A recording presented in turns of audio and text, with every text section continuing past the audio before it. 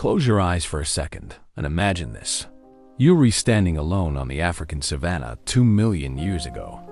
The sun is setting. In the fading light, you hear sounds rustling in the tall grass, a low growl somewhere to your left, the distant roar of something massive. Your heart is racing. You have no weapon except a sharp rock. No shelter except maybe a tree you could climb. And you know with absolute certainty that you are not safe. This was reality for our ancestors. Not a camping trip gone wrong or an extreme survival challenge. This was daily life. Every moment was a calculation of risk. Every decision could mean the difference between eating and starving, between safety and death. Now fast forward to today. Humans have completely flipped the script. We're no longer hiding from predators. We're deciding which species get to exist and which don't. We're no longer at nature's mercy. Nature is at ours. We've gone from cowering in caves to literally changing the planet's climate. That transformation didn't happen overnight. And it didn't happen with us Homo sapiens. It started with a species most people have never heard of, Homo erectus. Here's what blows my mind about Homo erectus. They had almost nothing going for them. Think about it. No thick hide to protect against claws. No speed to outrun a charging lion. No venom, no armor, no natural weapons. Put a Homo erectus individual in a cage with almost any large predator, and they lose. Badly. And yet, somehow, this species figured out how to not just survive in a world designed to kill them. They figured out how to dominate it. They learned secrets that no animal before them had ever discovered. They developed technologies that gave them power far beyond their physical limitations. They built social structures that turned weakness into strength. Over the course of nearly 2 million years, let that sink in, 2 million years, Homo erectus went from being prey to being predators. From scavengers fighting over scraps to hunters taking down elephants. From a small population clinging to survival in East Africa to a global species thriving on 3 continents. This video is about that journey. It's about the moment in history when humans stopped running and started fighting back. When we stopped accepting what nature gave us and started taking what we needed. When we learned the skills, the strategies, and the technologies that would eventually make us the most dominant species Earth has ever seen. I'm going to show you how a species with every disadvantage imaginable learned to master fire, not just use it, but control it, weaponize it, bend it to their will. How they transformed from opportunistic scavengers into coordinated hunters capable of taking down prey 10 times their size. How they developed tools that multiplied their strength and intelligence that compensated for their physical weakness. And here's what's really important. Everything they learned, we inherited. Every survival strategy, every technological innovation, every social adaptation that made Homo erectus successful, it's all still in us. We're not just their descendants. We're the culmination of everything they discovered about how to survive and thrive in a hostile world.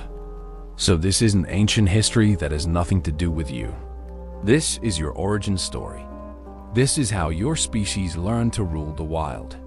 And trust me, it's nothing like what you'd expect.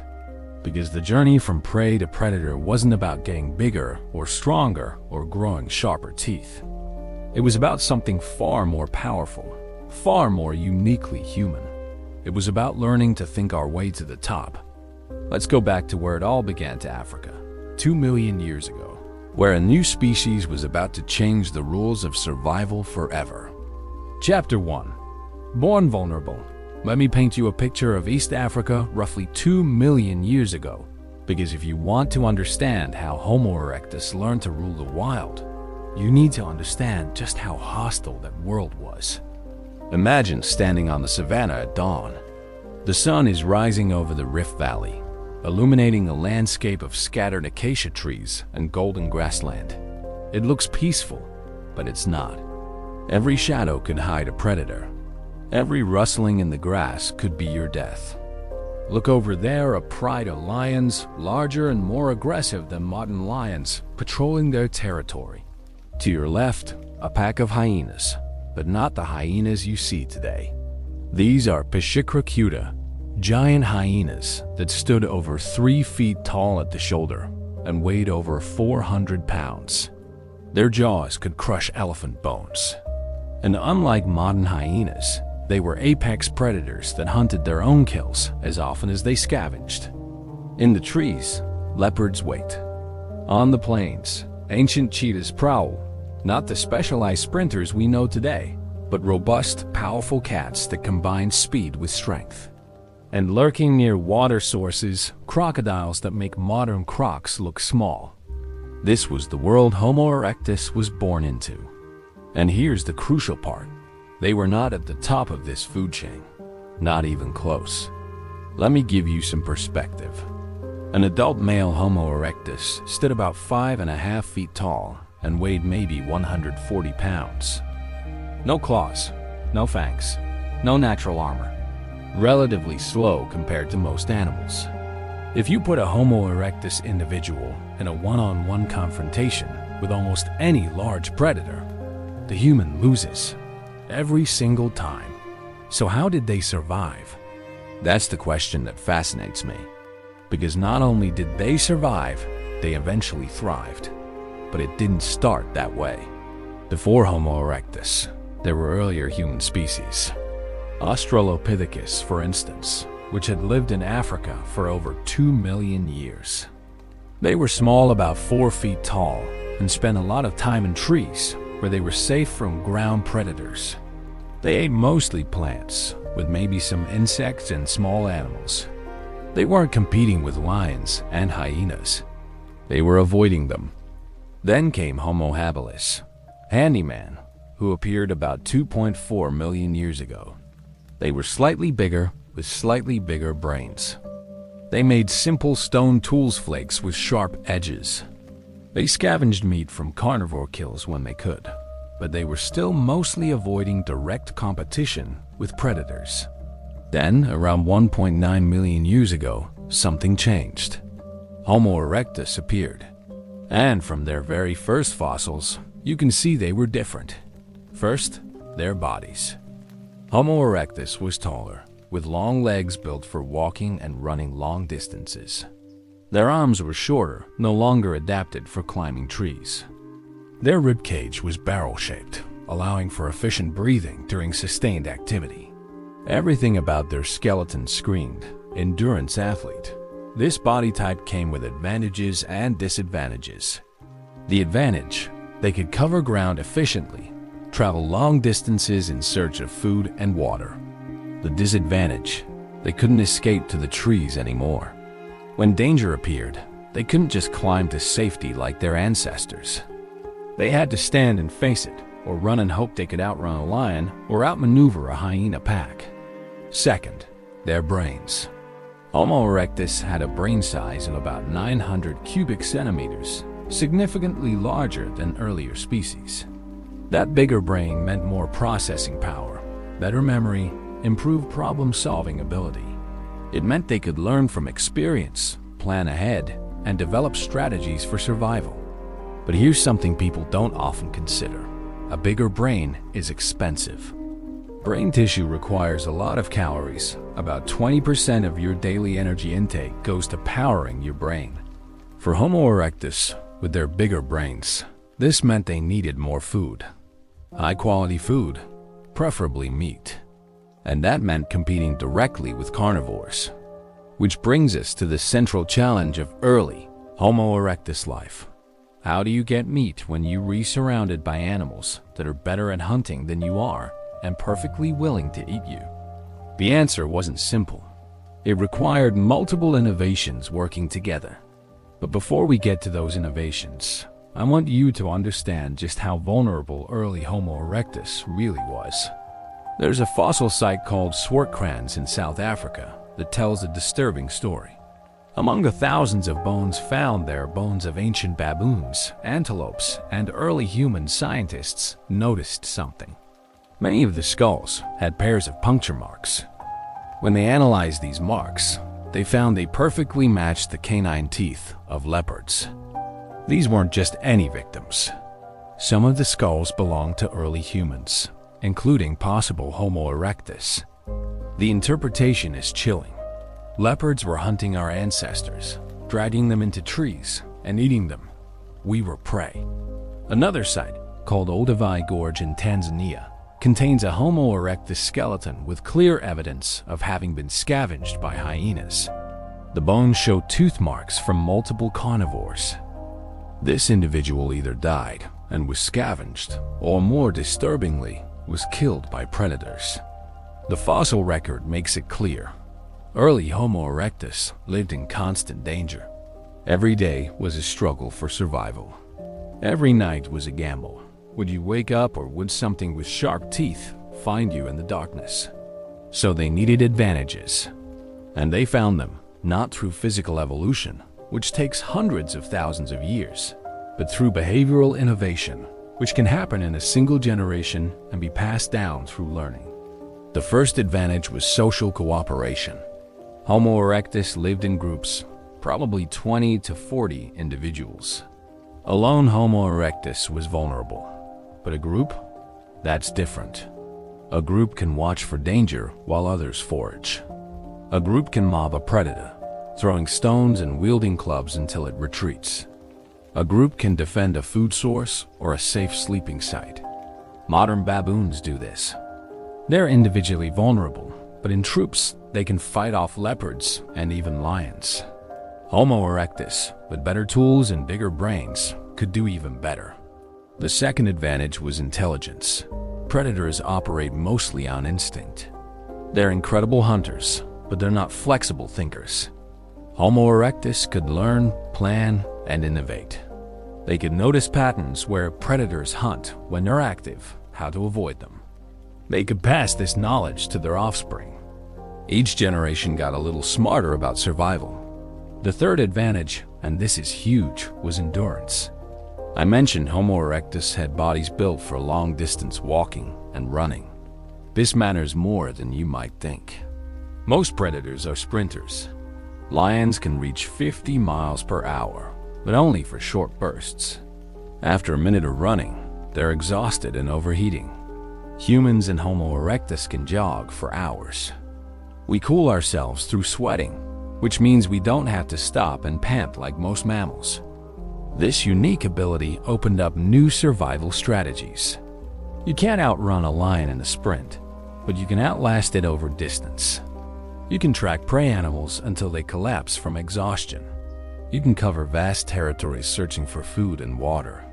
But the most important advantage, the one that truly began the journey from prey to ruler, was fire. And that's where this story really begins. Because once Homo erectus learned to control fire, everything changed. Suddenly, they had light in the darkness. They had warmth in the cold. They had a weapon against predators. They had a way to make food more digestible and nutritious. Fire was the technology that began humanity's rise to dominance. But fire wasn't instant. Learning to control it, to maintain it, to eventually create it, that took time, experimentation, and no small amount of luck. Let's talk about how Homo erectus learned to master the most powerful force in nature. Chapter 2. The Fire Revolution. Here is a question that kept me up at night while researching this topic. What was the first human's reaction when they encountered fire? Think about it. You're a Homo erectus individual living 1.5 million years ago. You've never seen controlled fire before. Then one day, lightning strikes a dead tree and flames erupt. The heat is intense. The smoke is choking. Every instinct tells you to run. Because fire is terrifying. It's unpredictable, destructive, and deadly. Most animals have an innate fear of fire. It's burned into their evolutionary programming. So the fact that Homo erectus eventually overcame this fear and learned to control fire is remarkable. We don't know exactly when fire control began. The evidence is frustratingly sparse and controversial. But what we can piece together is that by around 1 million years ago, possibly earlier, Homo erectus was definitely using fire. And this simple technology, this ability to create light and heat, transformed them from vulnerable prey into something far more formidable. Let me explain why fire was so revolutionary. First, fire provides protection. This is huge. Remember all those predators I mentioned: lions, hyenas, leopards, saber-toothed cats? They're all afraid of fire. It's one of the few things that will reliably make a large predator back off. Imagine you're a Homo erectus group settling down for the night. Without fire, you're vulnerable. Predators hunt at night. They can see in the dark better than you can. Your only defense is to sleep in trees or caves, and caves are rare. And climbing trees isn't easy for an animal your size. But with fire, everything changes. You build a campfire at your sleeping site. The flames create a safety perimeter. No lion or leopard will cross that barrier. You can sleep on the ground, in the open, protected by a ring of light and heat. This alone would be game-changing, but fire does so much more. Second, fire extends your day. Humans are diurnal. We're active during the day. We sleep at night. Once the sun sets, our ancestors couldn't see well enough to work effectively. But with firelight, you can extend your productive hours. You can work on tools, process food, repair equipment, socialize with your group all after dark. Those extra hours add up. Over a lifetime, over generations, they represent thousands of additional productive hours that earlier species didn't have. Third, and this might be the most important, fire allows cooking. Now, you might think, so what?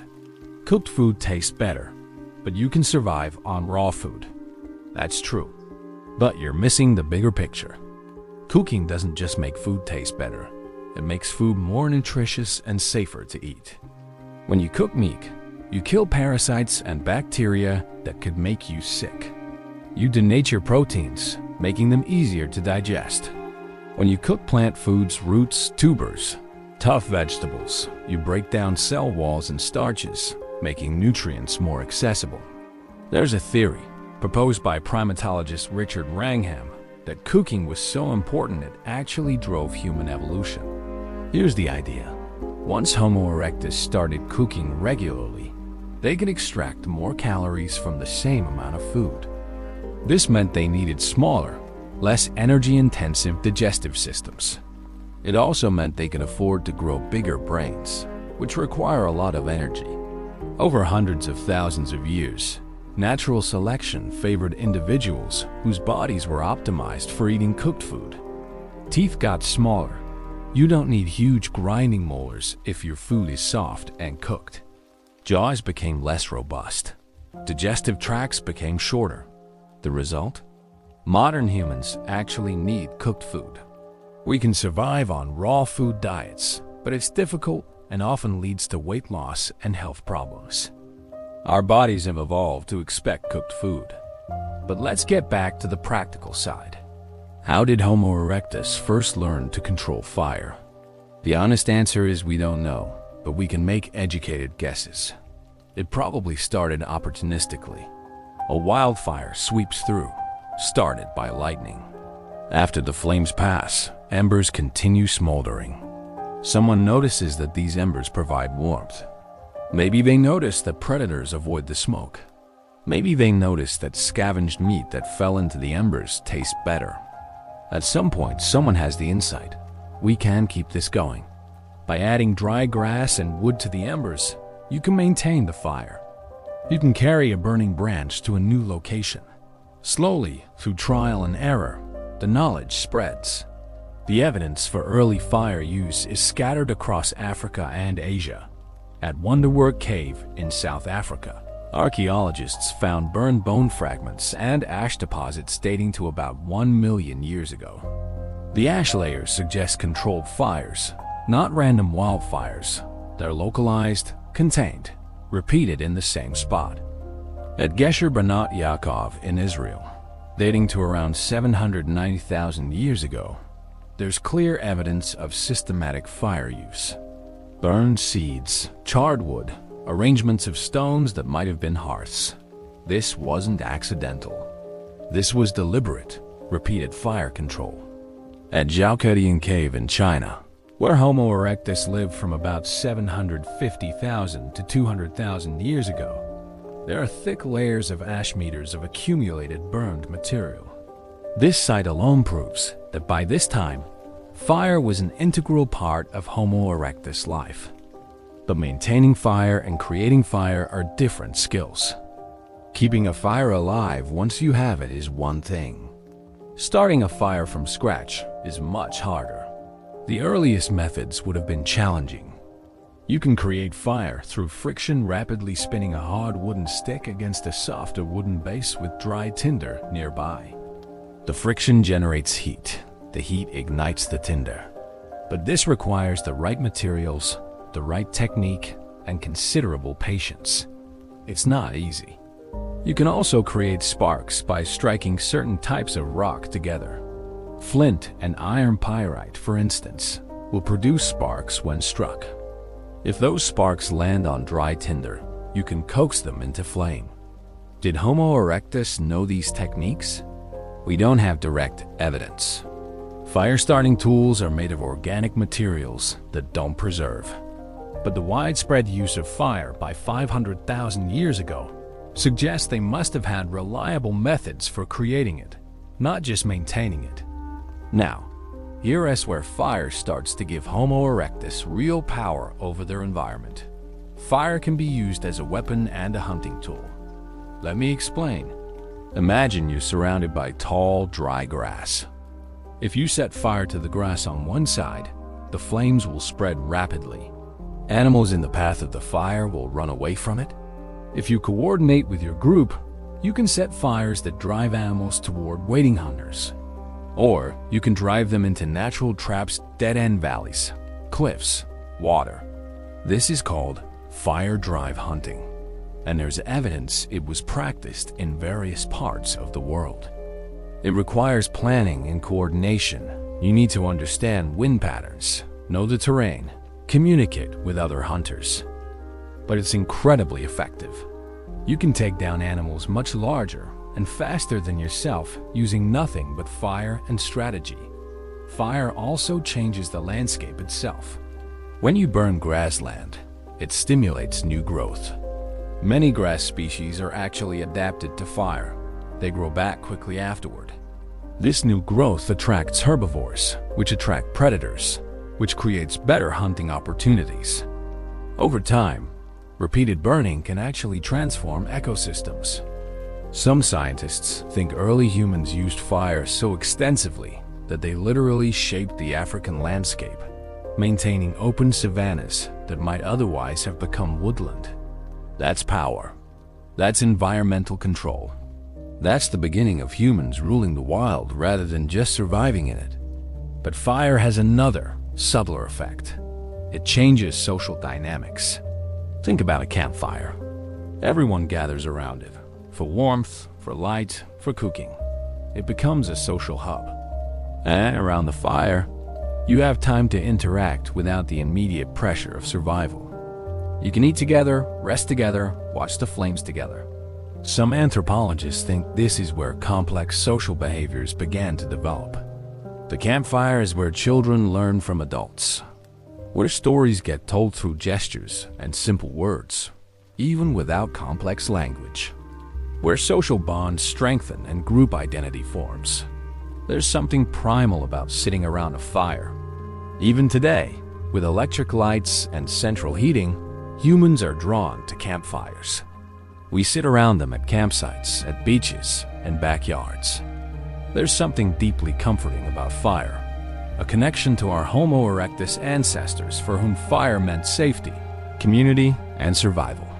Fire gave Homo erectus confidence. With fire, they didn't have to fear the night. They didn't have to retreat to caves or trees. They could make camp anywhere, defend their territory, protect their resources. Fire was the first major step in learning to rule the wild. But it wasn't the only one, because fire alone won't feed you. You still need to find food.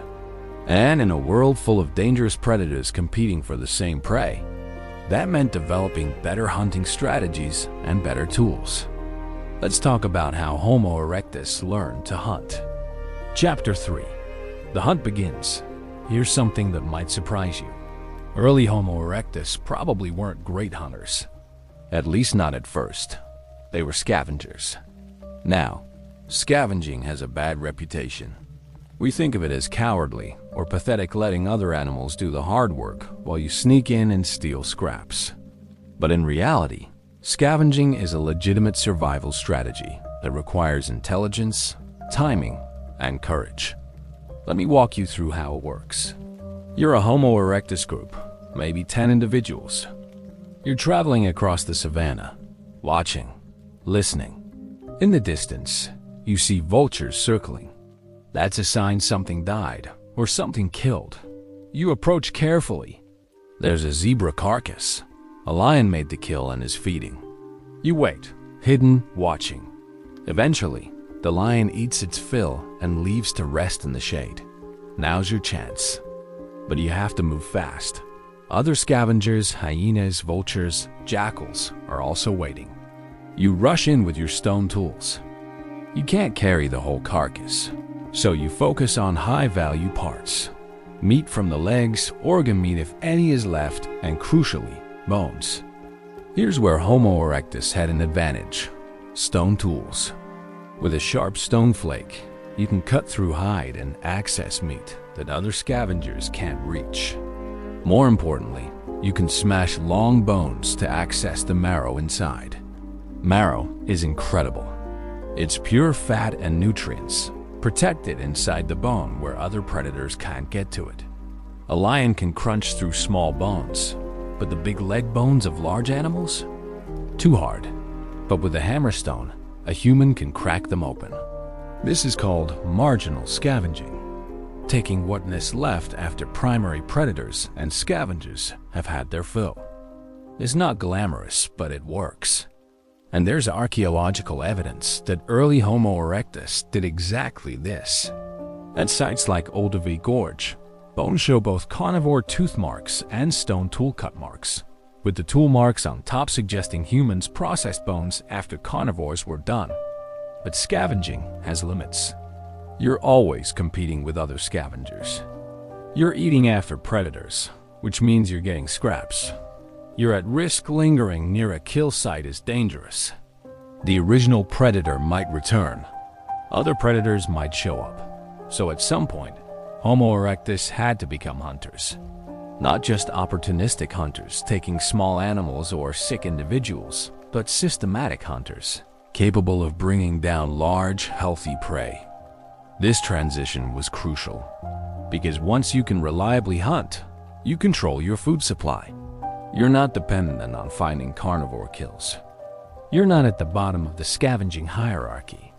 You're competing directly with apex predators. So how did they do it? How does a relatively small, slow primate with no claws or fangs successfully hunt animals much larger and more dangerous than itself? The answer is through intelligence, cooperation, and endurance. Let me describe a hunt. Your group has been tracking a herd of antelopes, let's say kudu, which are large, fast, and alert. You can't just run at them. They'll sprint away long before you get close. You need strategy. First, observation. You watch the herd. You notice there's an individual that's limping slightly, maybe an old injury, maybe sickness. That's your target. Predators always go for the weak, and humans learn the same strategy. Second, coordination. Your group spreads out, moving quietly. Some individuals circle around to get ahead of the herd. Others stay behind. You're creating a formation, not a tight ambush, but a loose net that increases the chances of staying close to your target. Third, the chase begins. Someone makes a move, not a full sprint, but a deliberate approach that spooks the herd. They run as expected, but your group doesn't give up. You jog after them, not sprinting, just maintaining steady pursuit. The antelope runs fast, putting distance between you. Then it stops, panting, thinking it's safe. But a few minutes later, here come the humans again, still jogging. The antelope runs again, and again, and again. This is persistence hunting, and it works because of human endurance and thermoregulation. The antelope, like most mammals, cools down by panting. But panting requires standing still. Every time it stops to cool down, the humans close the distance. After hours of this, sometimes 3 or 4 hours, the antelope collapses from heat exhaustion. Its muscles have overheated. Its cardiovascular system can't keep up. The humans walk up, exhausted but still functional, and finish the kill with spears or heavy rocks. Is this how Homo erectus actually hunted? We think so. There's ethnographic evidence of modern hunter-gatherers using this technique. The San people of the Kalahari, the Tarahumara of Mexico, both practice persistence hunting. And anatomically, Homo erectus had all the features necessary. The ability to sweat efficiently, long legs for covering ground, endurance physiology. But persistence hunting isn't the only method. Homo erectus also used ambush hunting, waiting near waterholes, hiding in vegetation, then rushing out when prey approached. They used coordinated drives, pushing animals toward cliffs, water, or other natural barriers where they'd be easier to kill. And they used tools, not just stone flakes and hand axes, but likely wooden spears. Now, wooden spears don't preserve well, so we don't have direct evidence of spears from the earliest Homo erectus sites. But we have them from later periods, the famous Schein spears from Germany, dating to about 300,000 years ago, are beautifully crafted wooden spears designed for throwing. Homo erectus almost certainly had something similar, even if simpler. A wooden spear doesn't require complex technology, just a straight branch, sharpened and perhaps fire-hardened at the tip. But it's a force multiplier. With a spear, you can injure or kill an animal from a distance, reducing your personal risk. Throwing is another uniquely human skill. We're the best throwing animals on the planet. Our shoulder anatomy is specialized for it. We can generate tremendous velocity and accuracy. A thrown spear or rock can bring down prey or deter predators. And here's where cooperation becomes essential. A single hunter with a spear can wound an animal, but a coordinated group? They can surround prey, throw multiple spears, ensure the kill. Cooperation multiplies effectiveness exponentially. Let me give you a specific example from the fossil record. At a site called Olorgesailie in Kenya, dating to about 1 million to 500,000 years ago, archaeologists found evidence of systematic butchery of large animals, elephants, hippos, giraffes. The bones show cut marks from stone tools in patterns that indicate skilled processing. These weren't scavenged carcasses. These were animals that were killed, probably by groups of Homo erectus working together. Killing an elephant with Stone Age technology is extraordinary. It requires planning, coordination, bravery, and skill. But they did it, repeatedly. Once you can kill an elephant, you're no longer prey. You're a predator, a force to be reckoned with. Hunting had another effect. It changed social dynamics. Successful hunting requires trust and cooperation. Everyone has a role. Some track, some coordinate, some go in for the kill. Afterward, the meat has to be shared. This is where social rules begin to matter. Who gets which parts? How do you ensure everyone contributes? How do you punish free riders who don't participate but want to share in the reward?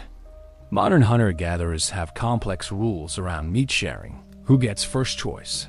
How much different individuals receive? Obligations and reciprocity.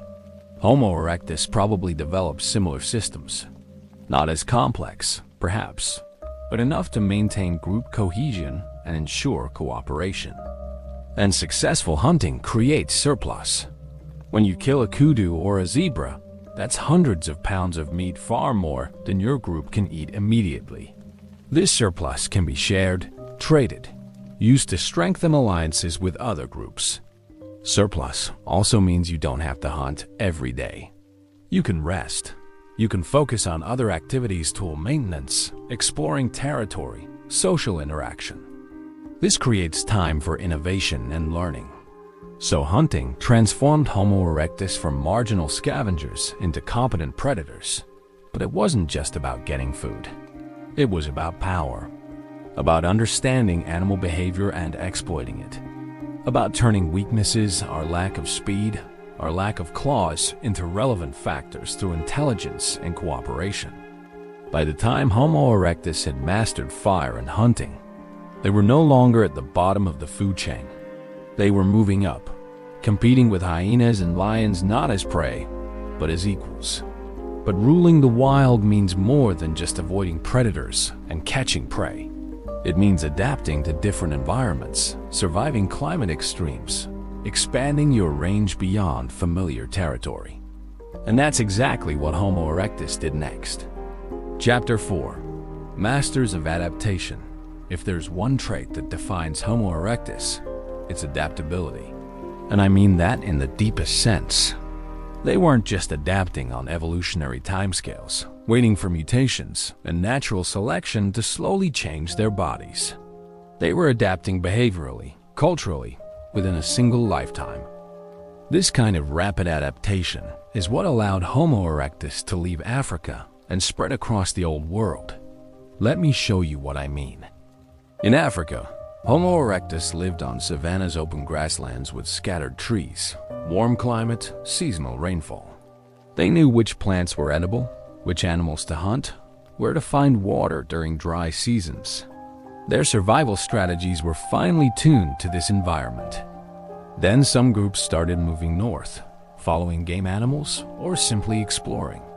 And suddenly, they're in completely different environments. The Middle East has deserts. Turkey has mountains. Georgia has cold winters. China has forests and steppes. Each new environment presented unique challenges. Different prey animals with different behaviors. Different plants, some edible, some poisonous. Different predators. Different climate patterns. A species with rigid, instinctive behaviors would fail. But Homo erectus could learn, innovate, and adapt. Let me give you a concrete example.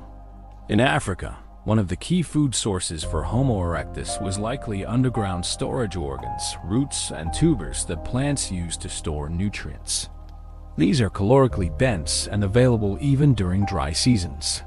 To access them, you need to know where to look and you need digging tools. Now imagine you're a Homo erectus group that's migrated to Southeast Asia. The environment is completely different: tropical rainforest, high humidity, different soil types. The African plants you knew aren't here. But there are other plants with edible roots. You need to learn which ones through experimentation. Some will make you sick. Some will be nutritious. Over time, through trial and error, you figure out the new food sources. This process, learning new foods in new environments, is incredibly challenging. It requires observation, memory, willingness to experiment, and the ability to teach others what you've learned. Homo erectus did this successfully across dozens of different ecosystems. Let's talk about climate adaptation, because this might be the most impressive example of Homo erectus flexibility. Homo erectus evolved in tropical Africa, where temperatures rarely drop below 60 degrees Fahrenheit. Then they spread north into regions where winter temperatures could plunge below freezing. How did they survive? Not through biological adaptation. They didn't evolve thick fur or layers of insulating fat. Those changes take hundreds of thousands of years. Instead, they use behavioral and technological adaptations. First, fire. I've already talked about how important fire was, but let me emphasize it again. Fire is what made cold climates survivable. A good fire can raise the ambient temperature by 20 or 30 degrees. That's the difference between lethal cold and tolerable conditions. Second, shelter. In Africa, Homo erectus could sleep under the stars or under trees. In cold climates, you need protection from wind, rain, and snow. When caves were available, they used them. The famous site of Zhaokutian in China is a massive cave system where Homo erectus lived intermittently for hundreds of thousands of years. But caves are rare. So Homo erectus must have also built shelters, simple structures made from branches, perhaps covered with animal hides or packed earth. We don't have direct evidence because these materials don't preserve, but it's the only logical explanation for their survival in cold regions. Third, possibly clothing. This is controversial because we have no direct evidence, but it makes sense. If you can make tools and build shelters, why wouldn't you also drape animal hides over your body for warmth? Maybe they didn't make sophisticated tailored clothing that requires sewing needles, which don't appear until much later. But simple wrapping of furs or hides, absolutely possible. Fourth, food storage. In tropical environments, food spoils quickly. But in cold climates, freezing temperatures act as natural refrigeration. Kill an animal in winter, and you can leave the meat outside where it will stay frozen and preserved. This allows you to survive periods when hunting is difficult. Fifth, seasonal migration. Homo erectus was mobile. When winters became too harsh, some groups probably moved to lower elevations or more southern latitudes where conditions were milder. When spring arrived, they moved back. All of these strategies require intelligence, planning, and social cooperation. And the evidence shows they worked. Homo erectus lived successfully in northern China, where winters are brutal. They lived in the Caucasus Mountains. They survived glacial periods when much of Europe and Asia was covered in ice. Let me give you another example of adaptation: island life. When Homo erectus reached Java, they encountered a completely new environment: tropical islands with unique flora and fauna. The animals were different. Some familiar African species were present: elephants, for instance, but they had evolved into distinct island species. One of these was stegodon, a type of elephant that lived on Java and other Indonesian islands. These were massive animals, but with different behavior than African elephants. Homo erectus learned to hunt them. We have butchery sites on Java with stegodon bones showing clear evidence of stone tool processing. Adapting to island life also meant learning to exploit marine resources: fish, shellfish, seabirds. We don't have extensive evidence of Homo erectus fishing, but coastal sites from later periods show clear use of marine foods. It's likely Homo erectus was doing the same, at least opportunistically. Now let me talk about an adaptation that's often overlooked: dealing with new diseases. When Homo erectus spread into tropical Asia, they encountered diseases they'd never seen before. Tropical regions are hotbeds of parasites and pathogens: malaria, various waterborne diseases, parasitic worms. African populations would have had some immunity to African diseases, but not to Asian ones. This must have caused significant mortality. Entire groups might have been wiped out by diseases they retry. Continue. This must have caused significant mortality. Entire groups might have been wiped out by diseases they had no immunity to. But some individuals survived. Those with naturally stronger immune systems are those who got lucky, and their descendants inherited resistance genes. Over thousands of years, Homo erectus populations in Asia developed partial immunity to local diseases. This is natural selection in action, happening in real time. And it's another form of adaptation, not behavioral or technological, but biological. But here's what's remarkable. Despite these challenges, Homo erectus didn't just survive in new environments, they thrived. They established populations that lasted hundreds of thousands of years.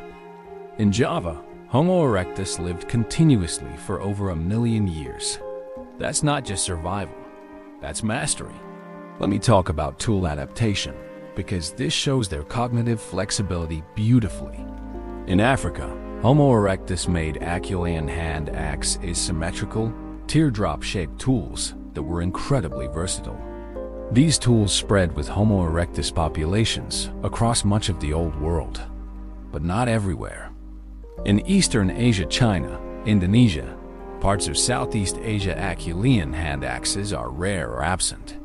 Instead, we find simpler tools: choppers, flakes, scrapers. For a long time, scientists called this the Mobius line and thought it represented a cognitive difference between Western and Eastern populations. But recent research suggests something different. The absence of hand axes in Eastern Asia probably reflects adaptation to local conditions. Hand axes are best made from fine-grained stone like flint or obsidian. In Southeast Asia, these materials are rare. What's abundant is bamboo. Bamboo is incredibly useful. It's strong, flexible, light, and sharp when split. You can make spears from bamboo. You can make cutting tools. You can make containers, shelters, all sorts of implements. If you have abundant bamboo, why spend hours making stone hand axes? This is adaptive flexibility. Homo erectus in Asia recognized that bamboo was superior to stone for many tasks, so they used it. The fact that bamboo doesn't preserve in the archaeological record doesn't mean it was important. It probably was the primary material technology in Southeast Asia. This willingness to substitute materials, to use what's locally available rather than rigidly sticking to traditional tools, shows sophisticated problem solving. It shows Homo erectus could evaluate their environment and make intelligent choices about technology. Let me give you one more example of adaptation: dealing with megafauna. In different regions, Homo erectus encountered different large animals. In Africa, they dealt with elephants, hippos, and ancient buffalo. In Asia, they encountered new species: giant pandas, rhinos, tigers, various types of elephants. In Europe, there were cave bears, woolly mammoths, and megaloceros, giant deer with massive antlers. Each of these animals required different hunting strategies. A hippo is incredibly dangerous, aggressive, and difficult to kill. An elephant is massive and intelligent. A cave bear in its den is defending territory and will fight ferociously. Homo erectus learned to hunt or avoid each species appropriately. They studied behavior patterns. They learned vulnerabilities. They developed specific techniques for specific animals. At a site called Boxgrove in England, dating to about 500,000 years ago, archaeologists found the butchered remains of a horse with stone tool cut marks. The pattern of butchery suggests the hunters knew exactly where to cut to efficiently remove meat. They had detailed anatomical knowledge. This kind of knowledge takes time to develop. It requires observation, experimentation, and teaching. An individual Homo erectus might learn the anatomy of one or two species in their lifetime, but over generations, knowledge accumulates. Your grandparents teach you which animals are dangerous, how to track them, where to strike for a killing blow. You pass that knowledge to your children, adding what you've learned through your own experience. This is cumulative culture. The ability to build on previous generations' knowledge is not as sophisticated as modern human culture, but it's the foundation, and it's what allowed Homo erectus to adapt so successfully. Now, let's talk about something that often gets overlooked: psychological adaptation. Moving to a new environment isn't just physically challenging, it's mentally challenging.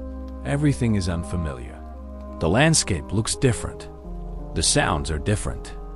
Your traditional knowledge doesn't fully apply. This is stressful and disorienting. Modern humans experience this as culture shock when moving to foreign countries, and we have language and technology to help us cope. Homo erectus had to deal with far more dramatic environmental changes with far fewer tools for understanding and communication, but they managed. How? Probably through strong social bonds and group cohesion. When everything around you is unfamiliar and threatening, your group becomes your anchor. You rely on each other for emotional support, for shared problem solving, for the comfort of familiar faces. This is speculation, but I think it's grounded in what we know about human psychology. Humans are social animals. We need connection. especially during times of stress. Homo erectus, facing the stress of new environments, probably developed even stronger group bonds as a survival mechanism. And here's something I find fascinating. Every successful adaptation made future adaptations easier. Each time Homo erectus moved to a new environment and figured out how to survive there, they learned something about the process of adaptation itself. They learned that unfamiliar plants can be tested carefully for edibility. They learned that observing animal behavior provides clues about food and water sources. They learned that local materials can substitute for familiar ones. They learned that cooperation and knowledge sharing are crucial when facing the unknown. This meta-knowledge about how to acquire knowledge is what allowed Homo erectus to keep expanding into ever more diverse environments. Each successful colonization made the next one more likely to succeed. By the time Homo erectus had been around for 500,000 years, they occupied an incredible range of habitats. Tropical rainforests in Indonesia, temperate woodlands in China, cold steppes in northern Asia, Mediterranean environments around the Levant. Each population adapted to local conditions while maintaining the core Homo erectus toolkit: fire, stone tools, social cooperation, mobility. This is what I mean by ruling the wild. Not dominating nature through technology the way modern humans do, but learning to thrive in virtually any environment nature could throw at them. They didn't conquer nature. They learned to work with it, to understand it, to find their niche in every ecosystem. And in doing so, they set the stage for everything that came after. They proved that humans, despite being physically unimpressive, could survive anywhere through intelligence and adaptability. But adaptation to environment is only part of the story. Homo erectus also had to navigate social challenges, develop group structures, and learn to cooperate on increasingly complex tasks. Let's talk about how they mastered social dynamics and turned group living into a competitive advantage. Chapter 5. The Power of the Pack. Here is something that's easy to overlook when we talk about early humans. They were pack animals. Not in the sense of wolves or hyenas, but in the sense that their survival depended absolutely on being part of a functioning social group. A lone Homo erectus individual had virtually no chance of long-term survival. You're vulnerable to predators. You can't take down large prey alone. You can't maintain a fire constantly while also foraging and staying alert for danger. You can't watch your own back while you sleep.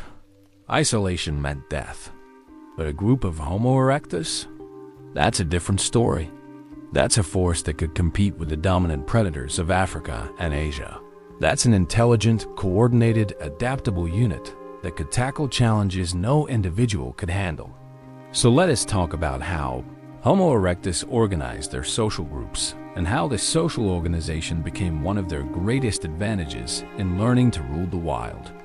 First, group size.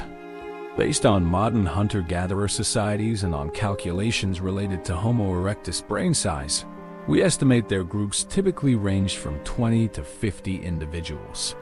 Large enough to provide security and cooperation. Small enough that everyone knew everyone else personally. These groups were probably multi-generational. You'd have grandparents, parents, children, and possibly even great-grandparents if they lived long enough. This age structure is important because different ages contribute different strengths. Young adults are the hunters, strong, fast, with good endurance. But they're inexperienced. Older adults have declining physical abilities, but accumulated knowledge. They know where to find water in drought years. They know which plants are poisonous. They remember migration patterns of animals from decades of observation. Children are learning, absorbing knowledge from adults, practicing skills through play. And even elderly individuals who can no longer hunt or forage can contribute watching children, tending fires, teaching, passing down critical survival knowledge. This multi-generational structure creates redundancy.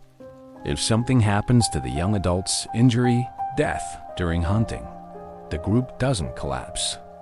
The older generation can step up. And critically, knowledge doesn't die with individuals. It's distributed across the group. Now let's talk about cooperation, because this is where Homo erectus really excelled. Think about the challenges they faced that required cooperation. Hunting large game. You need multiple individuals to surround prey, coordinate the chase, deliver killing blows from different angles, and defend the kill from scavengers. Building shelters. One person can't construct even a simple structure efficiently, but several working together can do it quickly. Maintaining fire. Someone needs to tend the fire constantly, adding fuel, protecting it from wind and rain. This works best with multiple people taking shifts. Cooperation requires communication. We don't know if Homo erectus had true language, but they definitely had some form of communication more sophisticated than animal calls. Hand gestures, facial expressions, simple vocalizations enough to coordinate hunting strategies, warn of danger, indicate direction of travel. They probably also had some concept of roles and specialization. Not formal job titles, but recognition that different individuals had different strengths. One person might be the best tracker, able to read signs in the environment, follow game trails, interpret animal behavior. Another might be the best toolmaker, understanding stone properties, having the patience and skill to create superior tools. Another might be the best fire tender, knowing exactly what kind of wood burns longest, how to keep embers alive through the night. These roles weren't rigid. Everyone could do basic tasks. But specialization meant efficiency, and it created interdependence. You need the tracker's skills, the tracker needs your fire tending skills. Everyone needs the toolmaker. This interdependence strengthens social bonds. Let me talk about something fascinating: altruism, by which I mean helping others even when there's no immediate benefit to yourself. We have direct evidence that Homo erectus practiced care for injured and disabled individuals. At Domination in Georgia, one of the Homo erectus skulls belonged to an elderly individual who had lost all but one tooth years before death. Without teeth, this person couldn't eat tough meat or hard plant foods. Someone must have been preparing soft foods for them, probably for years. At another site in Java, a Homo erectus skeleton shows evidence of severe injuries that healed. The individual survived for months or years after what might have been a tiger attack, despite probably having reduced mobility and hunting ability. Again, this suggests the group cared for them, shared food with them, protected them. Why would Homo erectus do this?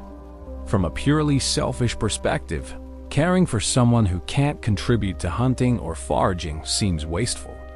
But humans, even ancient humans, aren't purely selfish calculators. There are several reasons altruism makes evolutionary sense. First, reciprocity. If you help others when they're injured or sick, they'll help you when you're in the same situation.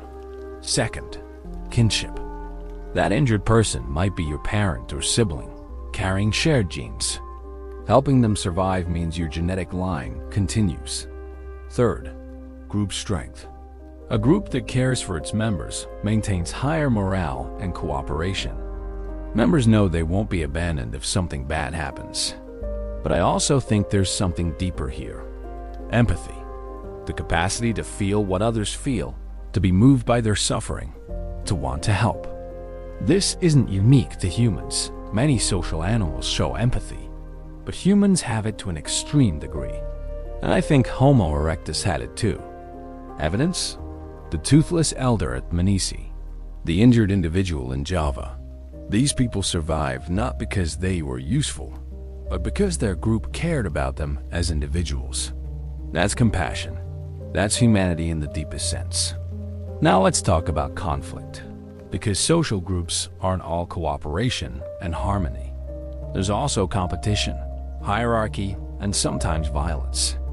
Within groups, there would have been disputes over food distribution, over mates, over leadership, over perceived slights. How did Homo erectus handle these conflicts? We don't know for certain, but we can make educated guesses based on modern hunter-gatherer societies and primate behavior.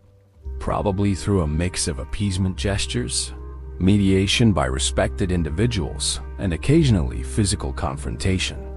Most conflicts would be resolved without serious violence. Groups can't afford to lose members to internal fighting. But there would have been dominance hierarchies, with some individuals having more influence and authority than others. Between groups, interactions were probably mixed. Sometimes friendly opportunities to trade, share information, find mates from outside your immediate family. Sometimes hostile competition over territory, resources, or revenge for past wrongs. There's controversial evidence of violence between Homo erectus groups.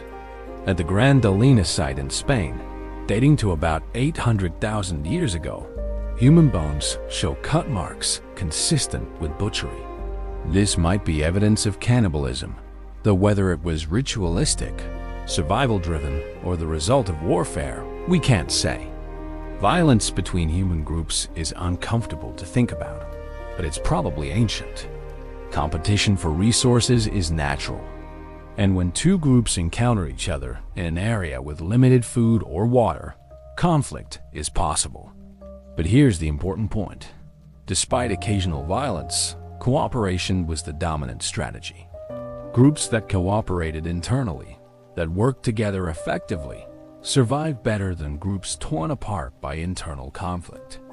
Groups that could form alliances with other groups had access to larger territories, more mates, more diverse resources.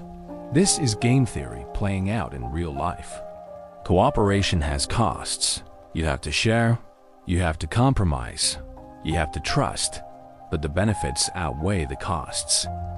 And natural selection favored individuals and groups that could cooperate effectively.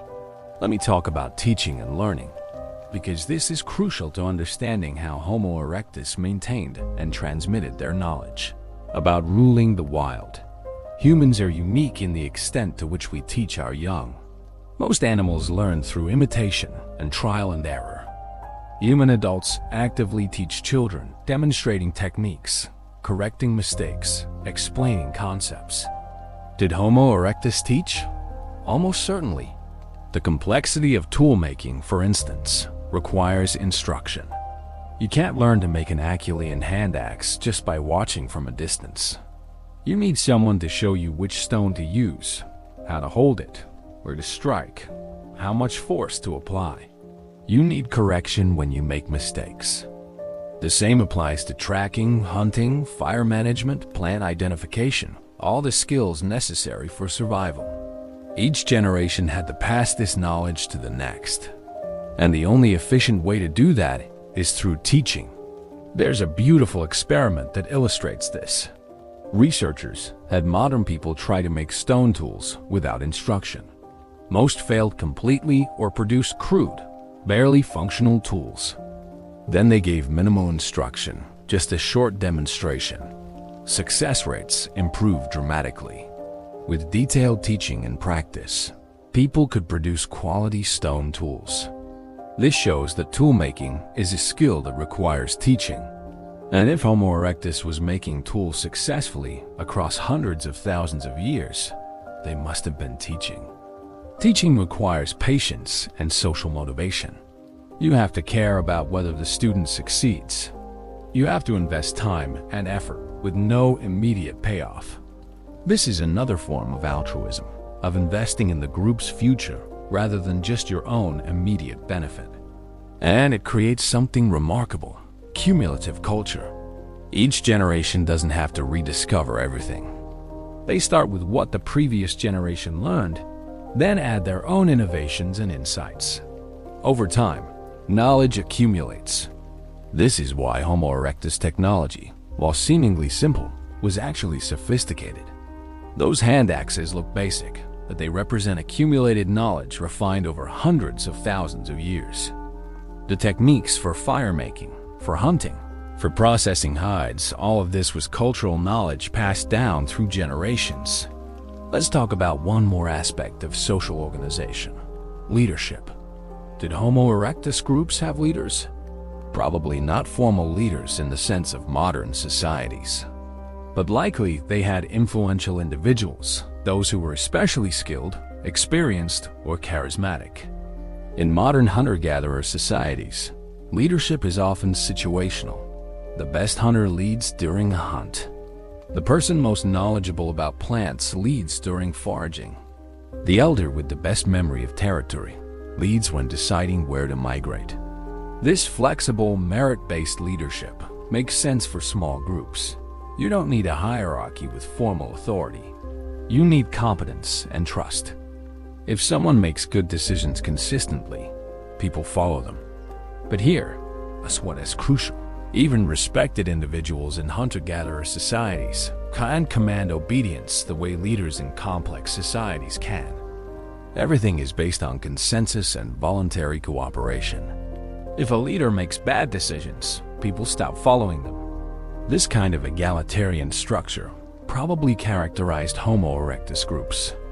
No kings or chiefs, but respected individuals whose opinions carried weight. And this structure works well for small groups in challenging environments where everyone's contribution matters and tyranny would be disastrous. Social organization, cooperation, teaching, care for group members, flexible leadership was Homo erectus's secret weapon. It multiplied the effectiveness of individuals. It allowed knowledge to accumulate across generations. It created groups that were greater than the sum of their parts. A Homo erectus group was intelligent, not just because individuals were smart, but because the group as a whole could solve problems no individual could handle. This collective intelligence is what allowed them to compete with apex predators, to adapt to new environments, to spread across the world. They weren't ruling the wild as individuals. They were doing it as communities. And that made all the difference. Chapter 6. Territory and range. So Homo erectus has fire. They have hunting skills. They have social cooperation. They're no longer prey, they're legitimate predators. But to truly rule the wild, they needed one more thing: control over territory. Now, when I say control, I don't mean they built fences or established formal borders. But they definitely had home ranges, areas they knew intimately, that they returned to regularly, that they considered theirs in some sense. And understanding how Homo erectus used and expanded their territorial range helps us understand how they spread across the world. Let's start with the basics.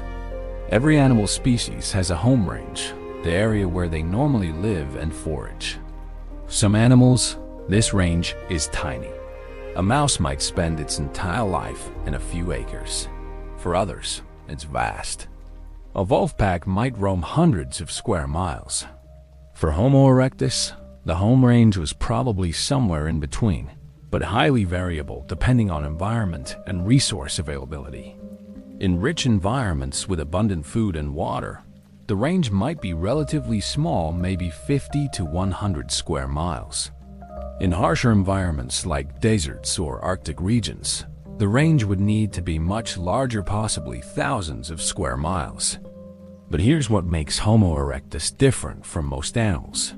They were exploratory. They didn't just stay within a fixed range. They expanded it. Imagine you're part of a Homo erectus group with a well-established home range. You know where the reliable water sources are. You know which valleys have good hunting. You know where to find stone for making tools.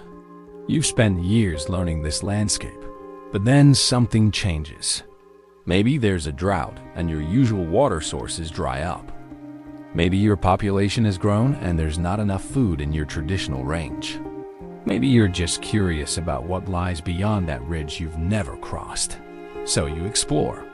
You walk farther than usual into unfamiliar territory. And maybe you find something good. A river with lots of fish, a grove of fruit trees, a cave that would make an excellent shelter. Next season, you remember that place. You return to it. Eventually, it becomes part of your group's extended range. Your territory has grown. Now multiply this process by thousands of years and hundreds of generations. Each expansion might only add a few miles to the range, but over millennia, those miles add up. Eventually, you're hundreds or thousands of miles from where your ancestors lived. This is how Homo erectus left Africa, not through a conscious decision to migrate, but through gradual range expansion over countless generations. They were always looking for new resources, new opportunities, new territories, and their mobility, their ability to walk long distances efficiently, made this expansion possible. But territorial expansion wasn't just about finding new areas. It was also about defending them from competitors.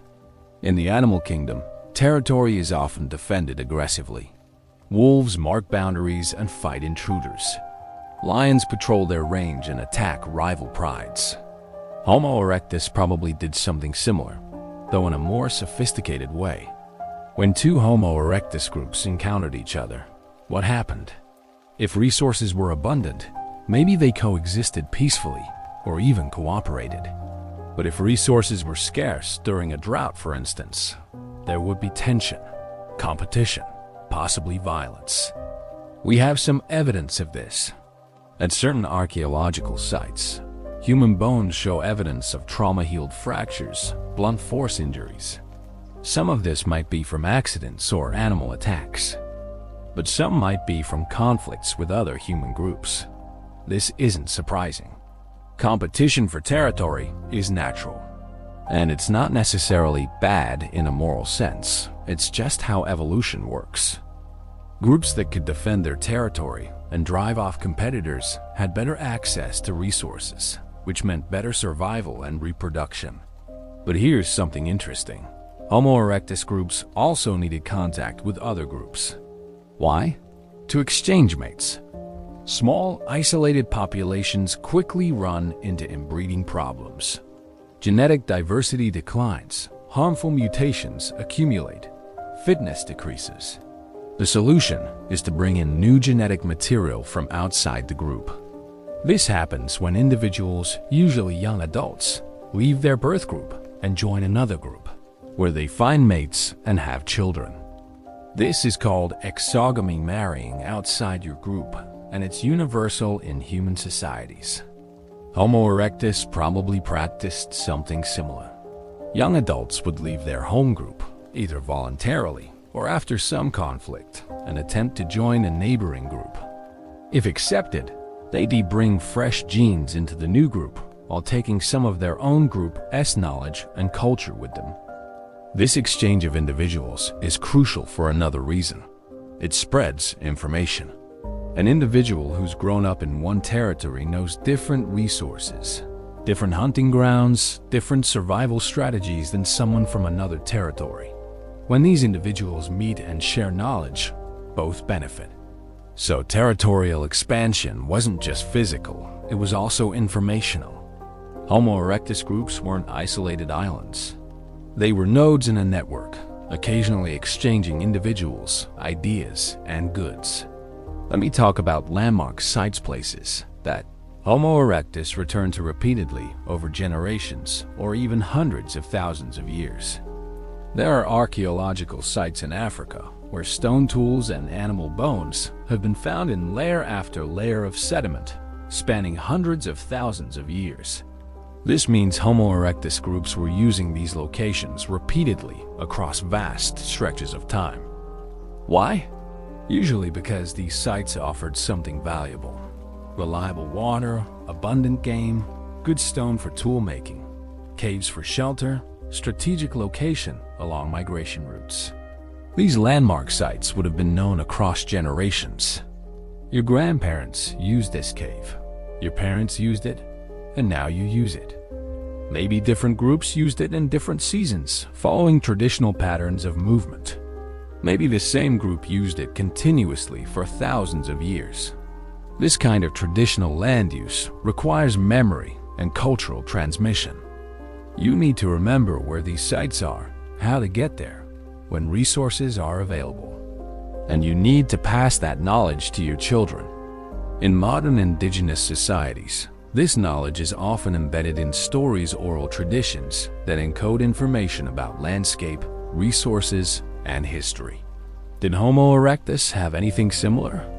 We'll never know for certain, but they must have had some way of transmitting territorial knowledge across generations, even if it was just through repeated visits and observation. Now let's talk about expansion beyond Africa, because this is where territorial range becomes truly impressive. Homo erectus first appeared in Africa around 1.9 million years ago. By 1.8 million years ago, just 100,000 years later, they were in Georgia, thousands of miles away. By 1.5 million years ago, they were in Java and possibly China. This is extraordinary rapid expansion for a large mammal. How fast were they moving? If we assume constant, gradual expansion, we're talking about maybe 1 kilometer per year on average. That sounds slow, but remember, this isn't about individuals traveling. It's about population range expansion. Each generation might extend the range by just a few kilometers, but over thousands of generations, you've crossed continents. And the expansion wasn't uniform. Some directions were easier than others. Following river valleys, staying in similar climate zones, avoiding major geographic barriers, these would have facilitated movement. Mountains, deserts, and seas would have slowed or stopped it. This explains why Homo erectus reached Southeast Asia quickly, but only sporadically occupied Europe.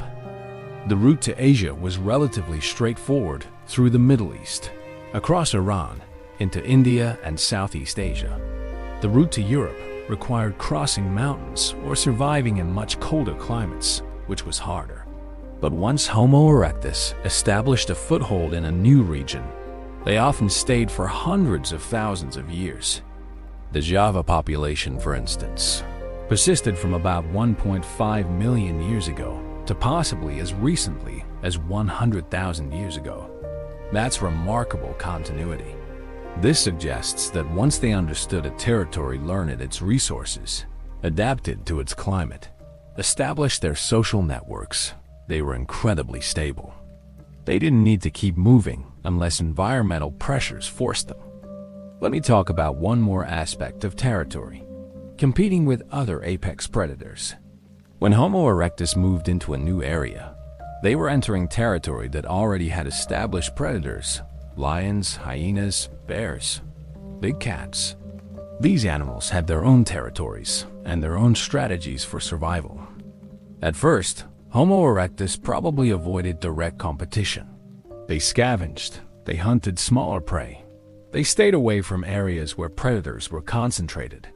But over time, as their numbers grew and their skills improved, they began competing directly. This is where fire made a huge difference.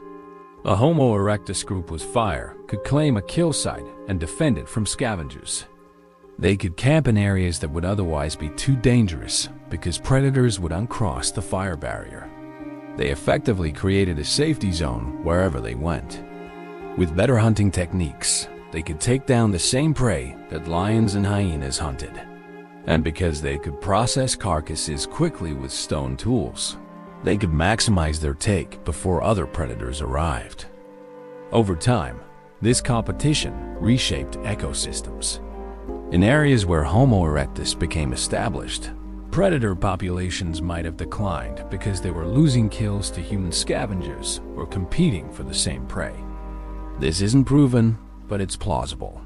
By the time Homo erectus had been around for 1 million years, they had claimed vast territories across Africa and Asia.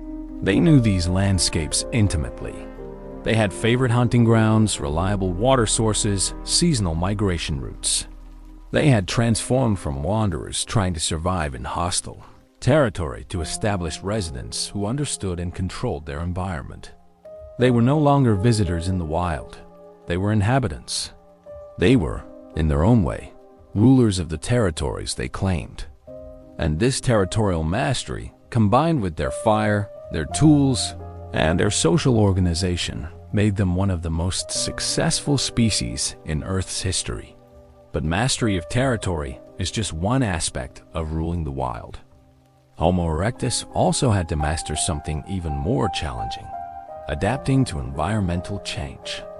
Because the Pleistocene, the time when Homo erectus lived, was an era of dramatic, repeated climate shifts.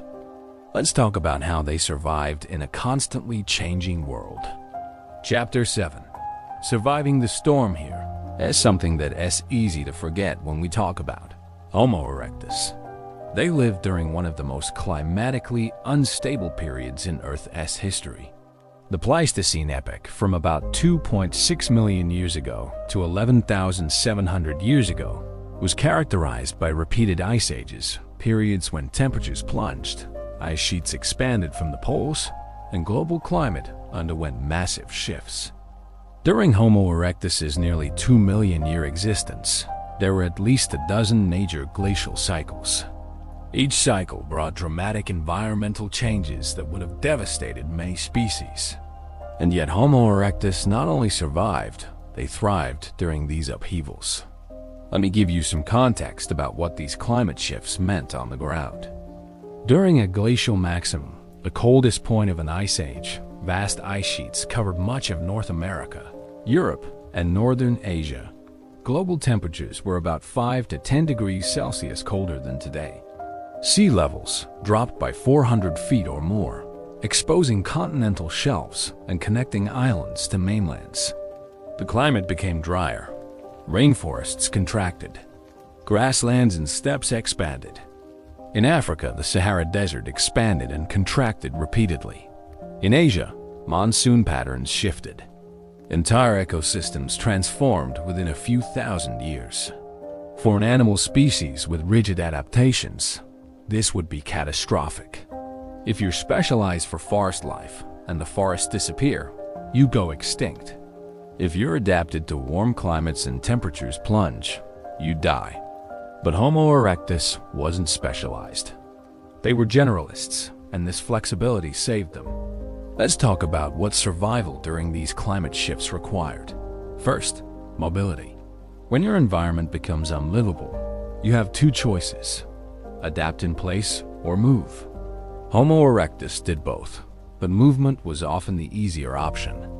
During glacial periods, Homo erectus populations in northern regions either went extinct or migrated south to warmer refugia areas that remained habitable.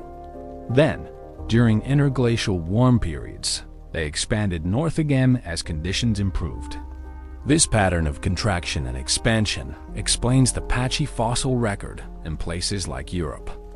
We find evidence of human occupation at certain time periods, then long gaps with no evidence, then occupation again. Populations were coming and going based on climate. But migration isn't simple. You need to know where to go. You need to travel through potentially hostile or barren territory to reach better conditions. You need to survive the journey with enough members to establish a viable population at your destination.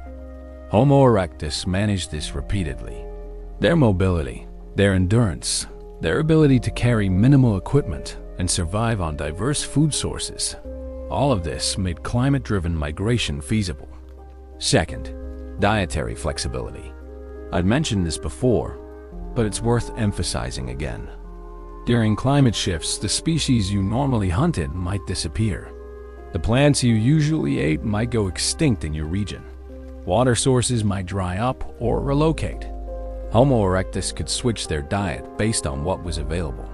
Mostly herbivore during warm, plant-rich periods. More carnivorous during cold periods when plants were scarce. Eating fish and shellfish when near water. Eating insects, eggs, birds, whatever provided calories. This dietary opportunism is visible in the archaeological record. At different sites and different time periods, the types of animal bones found alongside Homo erectus remains vary dramatically. Sometimes large mammals, sometimes small game, sometimes a mix. They were eating whatever they could get. Third, technological adaptation. Fire became even more critical during cold periods. Without fire, surviving glacial winters in northern regions would have been virtually impossible. Homo erectus populations that mastered fire control had a massive advantage over those that didn't. But fire alone wasn't enough. They also needed better shelters, possibly clothing, and food storage strategies. Each of these required innovation and learning. Beginning. There's a fascinating site called Gesher Banat Yaakov in Israel, dating to about 780,000 years ago, that shows sophisticated use of fire. The inhabitants were roasting nuts and controlling fire temperatures for different purposes. High heat for some tasks, lower steady heat for others. This is advanced pyrotechnology, showing deep understanding of fire's properties. Fourth, social cooperation became even more crucial. During harsh environmental periods, survival margins were thin. A lone individual or a small dysfunctional group would quickly perish. But a large, well-coordinated group could pool resources, share knowledge, and support weaker members through difficult times. There's evidence from modern hunter-gatherers that during environmental stress, social networks expand. Groups that normally compete or avoid each other form alliances, share territory, and intermarry. This creates larger support networks that increase resilience. Homo erectus probably did something similar. During good times, groups might be territorially aggressive, defending their resources. During bad times, they might cooperate more, recognizing that survival requires unity. Now let me talk about regional extinctions and repopulations, because this is a crucial part of the story that often gets overlooked. Just because Homo erectus as a species survived climate changes doesn't mean every population did. In fact, many regional populations probably went extinct repeatedly, only to be replaced later by new migrants. Think of it like this. During a glacial period, Homo erectus living in northern China faces catastrophic conditions. Food is scarce. Winters are deadly cold. Despite their adaptations, the population shrinks. Eventually, they die out completely in that region. But hundreds or thousands of miles to the south, other Homo erectus populations survive in warmer refugia. When climate warms again and conditions in northern China improve, these southern populations expand northward. They repopulate the region their distant cousins had once occupied. From a fossil record perspective, this looks like continuous occupation. But genetically and demographically, it might represent multiple waves of colonization, extinction, and recognition. This pattern, called metapopulation dynamics by ecologists, is common in species with large geographic ranges facing environmental variability. And it means that Homo erectus survival was a numbers game. With populations spread across Africa and Asia, even if some went extinct, others survived to carry on the species. Let me give you a specific example of climate survival: the Homo erectus populations in Java. Java is tropical, so you might think climate change wouldn't affect it much. But Java's climate did change periods of increased rainfall, alternating with drier periods. Vegetation shifted from dense rainforests to more open woodlands and back again. The Homo erectus populations in Java adapted to these shifts by changing their subsistence strategies. During wet periods, they exploited rainforest resources. During dry periods, they moved to more open areas and hunted different species. The long-term archaeological record shows remarkable continuity despite these environmental fluctuations. This is resilience in action, not just surviving one climate crisis, but adapting to repeated shifts over hundreds of thousands of years. Now, let's talk about one of the biggest climate challenges Homo erectus faced: volcanic eruptions. The Pleistocene was volcanically active, particularly in regions where Homo erectus lived. East Africa, Indonesia, parts of Asia all had active volcanoes. And volcanic eruptions can be catastrophic on scales far beyond local destruction. When a supervolcano erupts, it can inject massive amounts of ash and sulfur dioxide into the atmosphere, creating a volcanic winter that lasts years or even decades. Temperatures drop, sunlight is blocked, plants die, food chains collapse. The most famous example is the Toba eruption about 74,000 years ago in Sumatra, which may have brought humans to the brink of extinction. But there were other major eruptions during Homo erectus's existence that they somehow survived. How?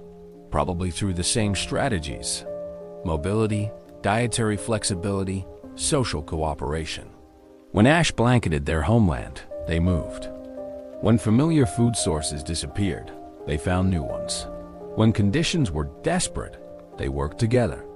And crucially, their widespread geographic distribution meant that volcanic eruptions, while devastating to local continue.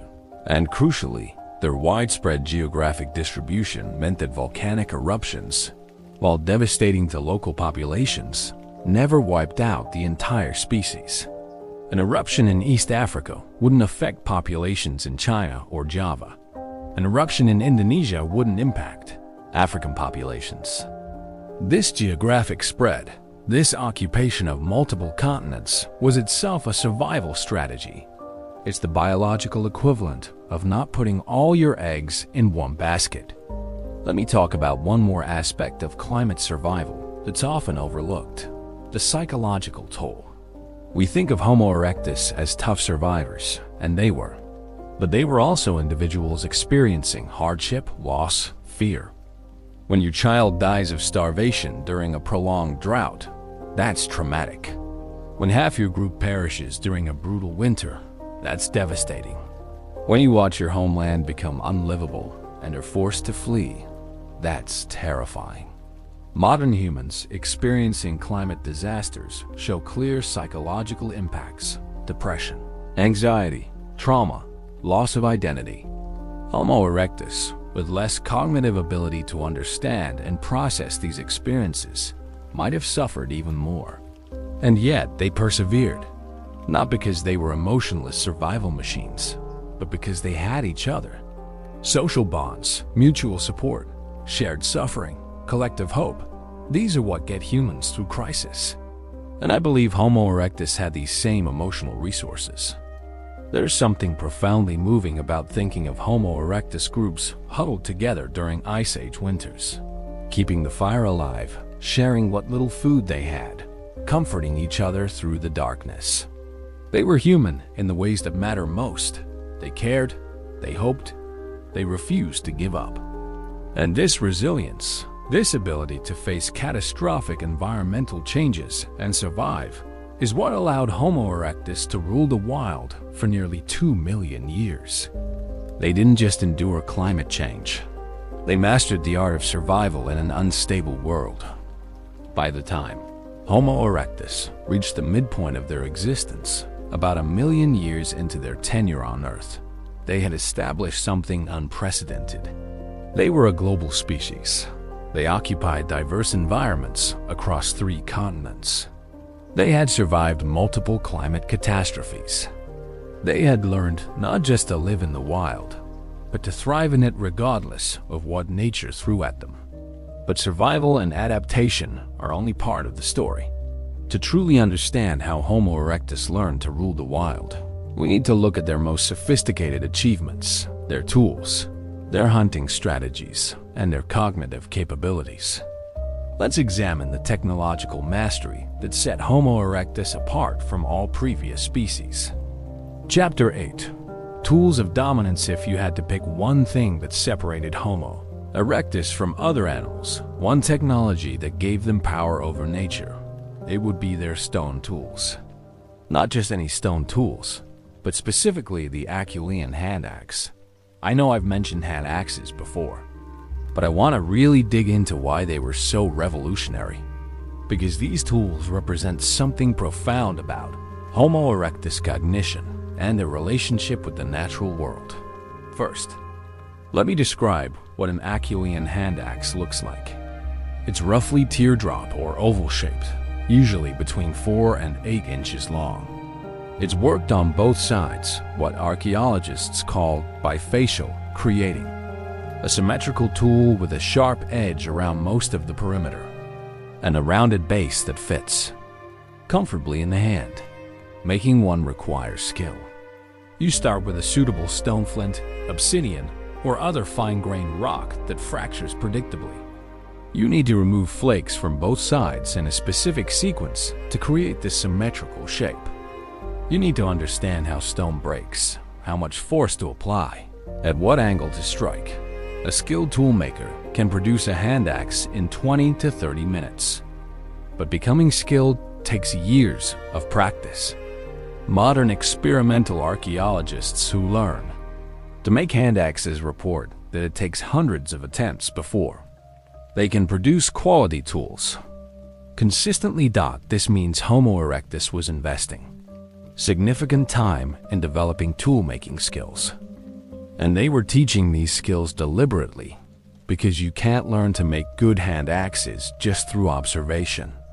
You need instruction, correction, practice. So what makes the hand axe so special?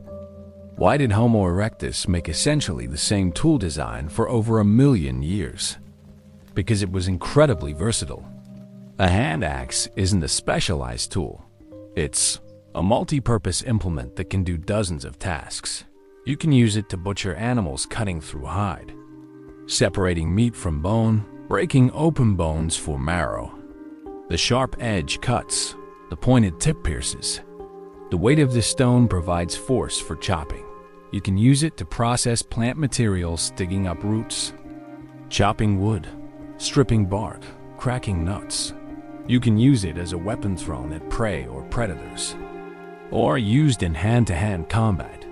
You can use the flakes that come off during manufacture as small cutting tools, meaning one hand axe produces multiple useful implements. This versatility was crucial for a mobile species like Homo erectus. You can't carry dozens of specialized tools when you're walking long distances, but you can carry a few hand axes and have most of your tool-making needs covered. The hand axe represents something else too: planning and foresight. When you make a hand axe, you're not making it for immediate use. You're making it to have it available when you need it tomorrow, next week, whenever. You're creating a tool in advance of need, which requires imagining future scenarios and preparing for them. This is called temporal foresight, and it's a sophisticated cognitive ability. Many animals can solve immediate problems, but planning for future needs is rare. There's also evidence that Homo erectus cared about the quality and aesthetics of their hand axes. Some hand axes are far more symmetrical and carefully crafted than would be necessary for purely functional purposes. They're beautiful objects. One famous example is a hand axe from India made from pink quartzite, perfectly symmetrical with elegant flaking patterns. Did the maker take pride in this work? Did they appreciate its beauty? We can't know for certain, but it's tantalizing to think that even nearly 2 million years ago, humans cared about creating objects that were not just functional but aesthetically pleasing. Now, the hand axe wasn't the only tool in the Homo erectus toolkit.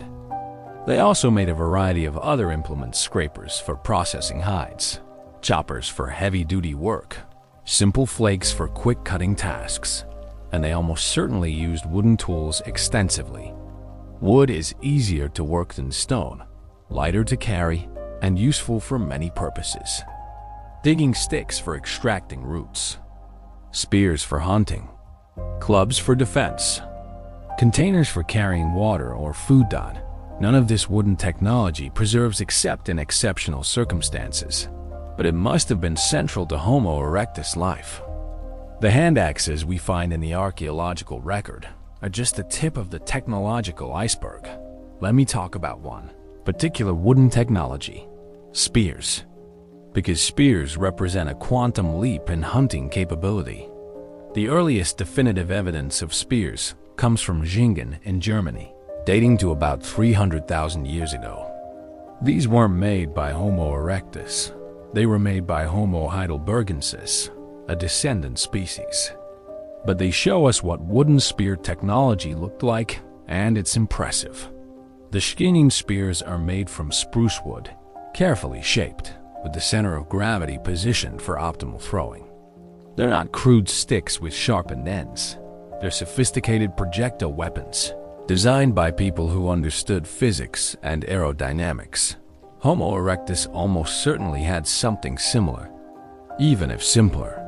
A wooden spear doesn't require complex technology, just a straight branch, fire to harden the point, and maybe some scraping with stone tools to shape it. But the impact of spears on hunting cannot be overstated. Before spears, you had to get close to prey, within arm's reach, to kill it with clubs or hand axes. That's dangerous.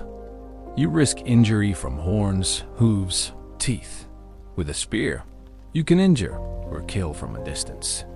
You can throw multiple spears at an animal, increasing the chance of a hit. A group of hunters with spears can surround prey and attack from all sides simultaneously. Spears transform humans from vulnerable, close-range fighters into dangerous ranged hunters. They level the playing field between humans and larger, stronger animals. There's evidence that Homo erectus hunted large, dangerous game, elephants, rhinos, buffalo. At sites across Africa and Asia, we find the butchered remains of these animals alongside Homo erectus tools. Taking down an elephant is extraordinary. It requires weapons, strategy, coordination, and courage. But they did it. Now, let me talk about another technological innovation that's less visible in the archaeological record, but equally important. Containers. Carrying capacity is a limiting factor for mobile hunter-gatherers. You can only carry so much in your hands. But with containers, bags made from animal hides, baskets woven from plant fibers, water carriers made from ostrich eggs or gourds, you can transport much more. This expands your foraging range. You can collect food far from camp and bring it back. You can carry water from distant sources. You can transport tools and materials efficiently. We have no direct evidence of Homo erectus containers because organic materials don't preserve. But it's inconceivable that they didn't have them. Every modern hunter-gatherer society uses containers extensively. It's one of the most basic and essential technologies. And containers enable food sharing, which strengthens social bonds. You can bring food back to camp to share with children, elderly, or injured individuals who couldn't forage for themselves. This supports the group and allows for division of labor. Let me talk about one more technological achievement: fire hardening. When you heat wood in fire, it drives out moisture and changes the wood's properties, making it harder and more durable. This is especially useful for spear points. A fire-hardened point is much more effective than raw wood. Fire hardening requires understanding and controlling fire temperature. Too hot and the wood burns. Too cool and it doesn't harden properly. This is sophisticated pyrotechnology that requires experimentation and learned skill.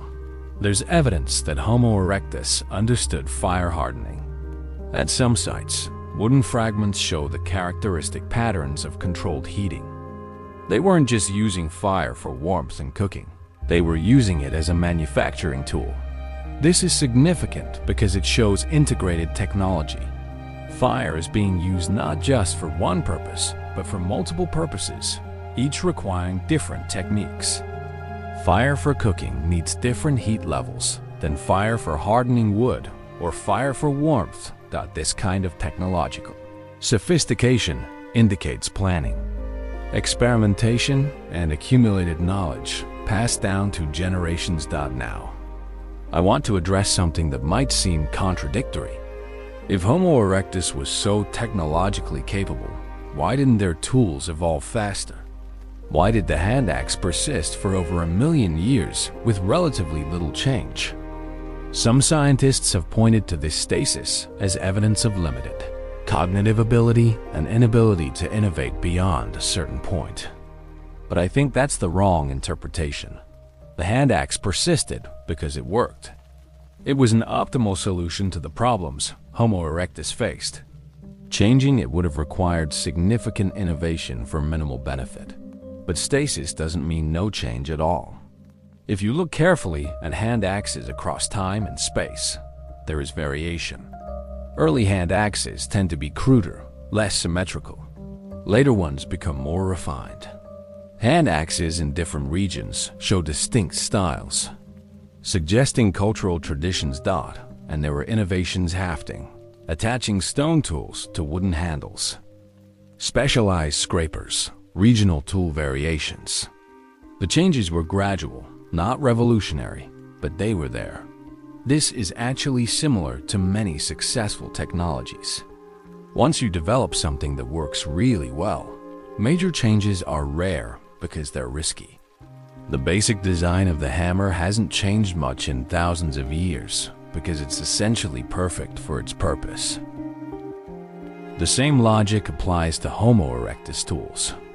They found designs that worked for their lifestyle and stuck with them, making incremental improvements rather than radical changes. But the real power of Homo erectus technology wasn't in any single tool, it was in the integrated toolkit.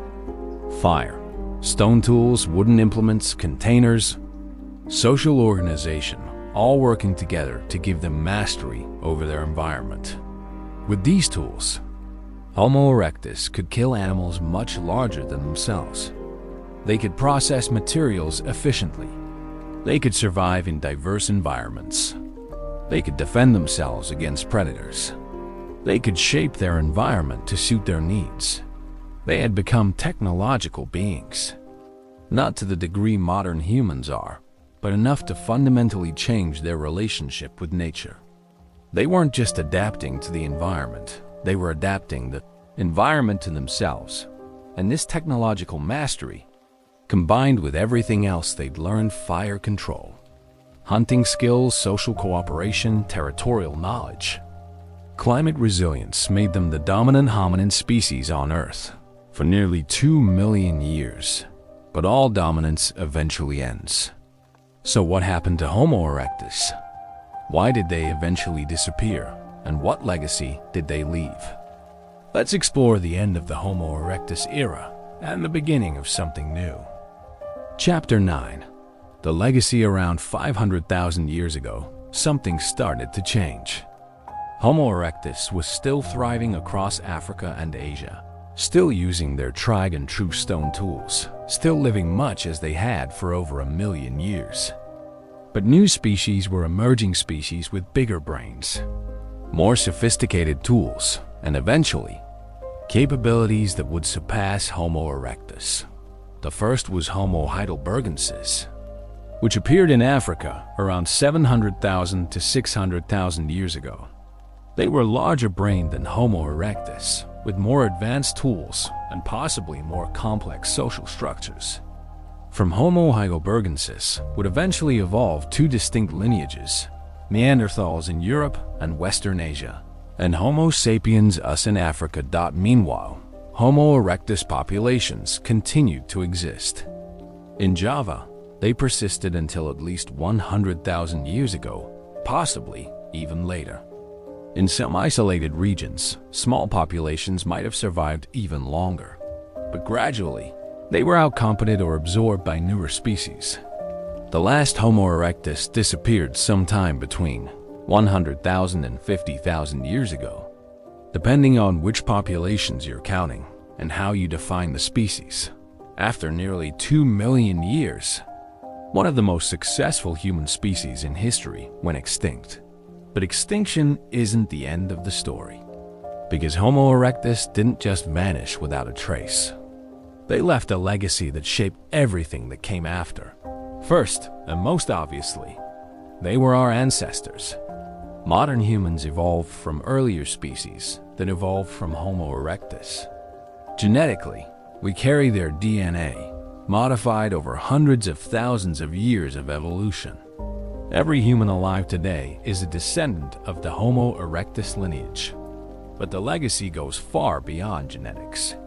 Homo erectus established patterns of behavior and technology that all later human species inherited and built upon. Fire control? Homo erectus mastered it, and every human species since has relied on it.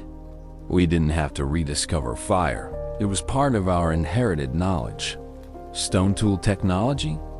The basic principles of stone knapping that Homo erectus developed are still the foundation of all later stone tool traditions. Even as tools became more sophisticated, the underlying knowledge came from Homo erectus innovations. Hunting large game? Homo erectus showed it was possible and developed the strategies. Later species refined these techniques, but the foundation was already there. Social cooperation and teaching? Homo erectus demonstrated that human survival depends on working together and passing knowledge across generations.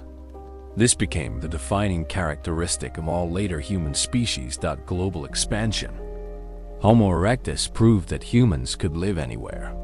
When Homo sapiens eventually left Africa and spread across the world, we followed pathways that Homo erectus had pioneered hundreds of thousands of years earlier. In a very real sense. Everything modern humans have accomplished, every technology, every society, every achievement rests on foundations laid by Homo erectus. Let me give you some specific examples of this legacy. Persistence hunting, which I've mentioned several times, is still practiced today by some indigenous groups. The San people of the Kalahari can run down an antelope using the same basic technique Homo erectus probably used nearly 2 million years ago. This hunting method works because we inherited the anatomical features, efficient sweating, endurance physiology, spring-like foot arches that Homo erectus evolved. Cooking is another legacy. Modern humans are essentially dependent on cooked food. Our teeth are smaller, our jaws weaker, our digestive systems shorter than they would be if we ate raw food. These adaptations began with Homo erectus when they started cooking regularly with fire. Over hundreds of thousands of years, natural selection optimized our bodies for eating cooked food. So every time you eat a cooked meal, which is probably every day, you're benefiting directly from innovations made by Homo erectus. Territorial behavior is another legacy. Modern humans have an intense connection to place, to homeland, to territory. We form emotional attachments to landscapes. We defend borders. We feel nostalgia for places we've left. This deep-rooted territoriality probably goes back to Homo erectus and their establishment of home ranges and landmark sites. Even our psychology carries echoes of Homo erectus. That feeling of safety around a campfire, the comfort of gathering with others around flames, that's ancient, probably dating back to the first Homo erectus groups using fire for protection and social cohesion. Our fear of the dark, our wariness of predators, our instinctive scanning for threats in unfamiliar environments. These are psychological adaptations that served Homo erectus well when they were vulnerable prey and continued to evolve in later species. Our capacity for learning and teaching, which is uniquely human in its sophistication, has roots in Homo erectus's need to pass down survival knowledge across generations. Now let me talk about something more philosophical. What Homo erectus taught us about what it means to be human. For a long time, scientists defined humanity based on big brains, complex language, art, symbolism. By these criteria, Homo erectus wasn't fully human. Their brains were smaller than ours. They probably didn't have complex language. We have no evidence they made art. But if you define humanity by behavior, by cooperation, teaching, caring for others, adapting to challenges, refusing to give up in the face of impossible odds, then Homo erectus was absolutely human. They cared for their injured and elderly. They taught their children survival skills. They worked together to accomplish what no individual could do alone. They explored unknown territories with no guarantee of success. They persisted through climate catastrophes that would have destroyed less resilient species. These are the behaviors that define humanity at its best. And Homo erectus had them nearly 2 million years ago. There's a humbling lesson here. We modern humans, with all our technology and complexity, aren't as different from Homo erectus as we might think. The things that made them successful: intelligence, cooperation, adaptability, persistence are the same things that make us successful today. The scale is different. They ruled the wild with stone tools and fire. We rule it with cities and computers. But the fundamental human qualities are the same. Let me address one final question. If Homo erectus was so successful, why did they go extinct? The answer is probably competition. By the time newer species like Homo heidelbergensis, Neanderthals, and eventually Homo sapiens appeared, they had all the advantages Homo erectus had, plus bigger brains, more sophisticated tools, possibly better language abilities, in competition for resources. The more advanced species would have had an edge. Not a huge edge, the differences weren't dramatic. But over thousands of years, small advantages compound.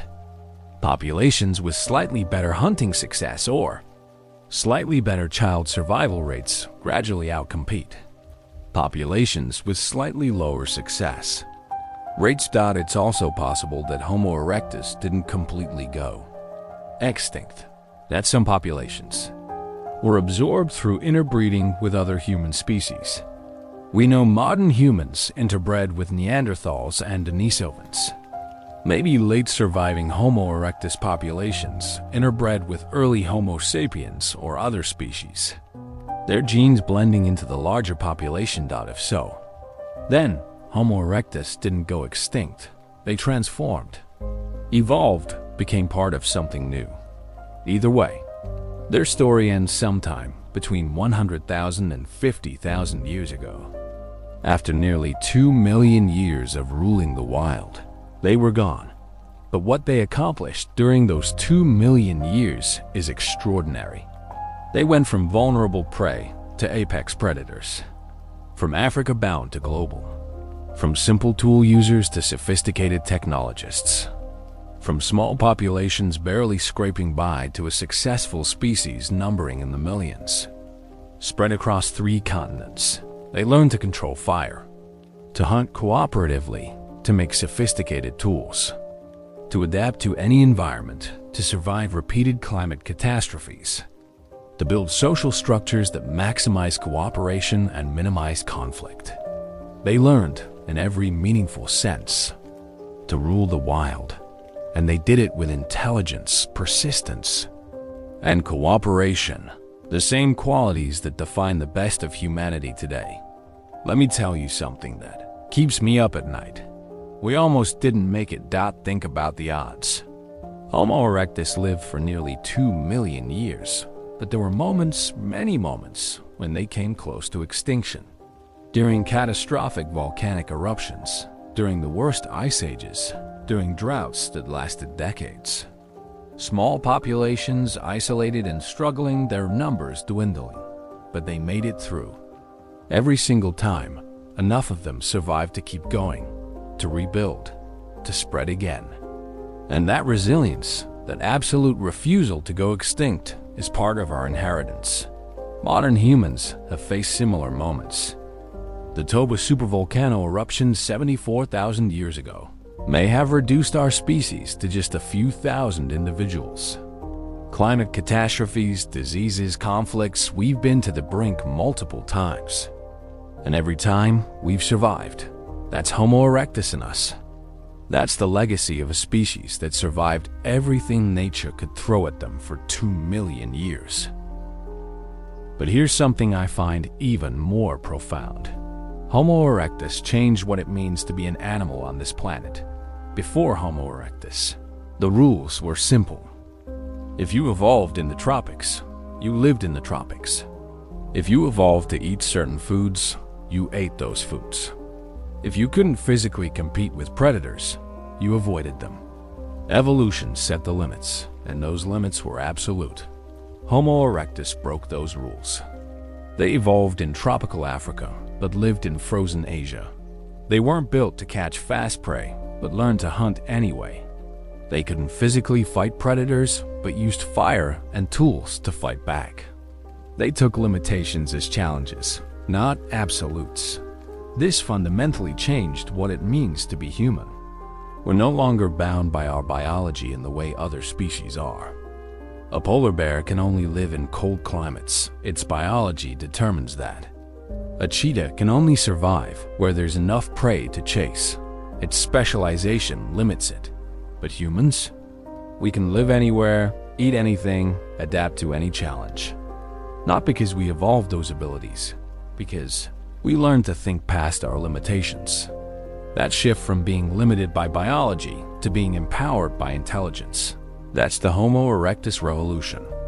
And it's why humans today can live on space stations, survive in submarines, thrive in cities built in deserts where nothing should survive.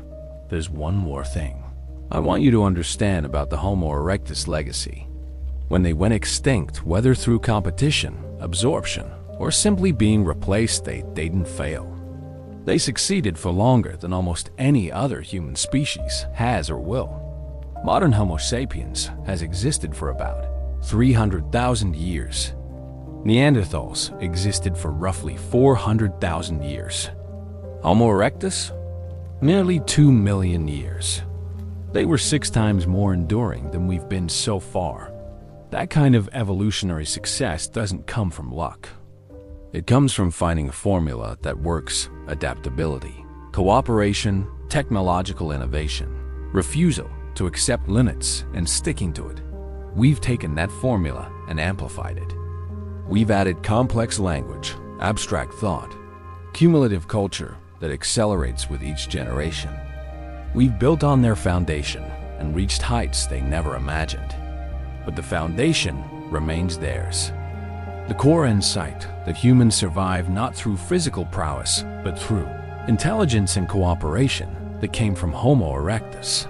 Every time a human does something that seems impossible, every time we overcome a challenge that should defeat us, every time we adapt to conditions we weren't built for, we're channeling Homo erectus. They were the first.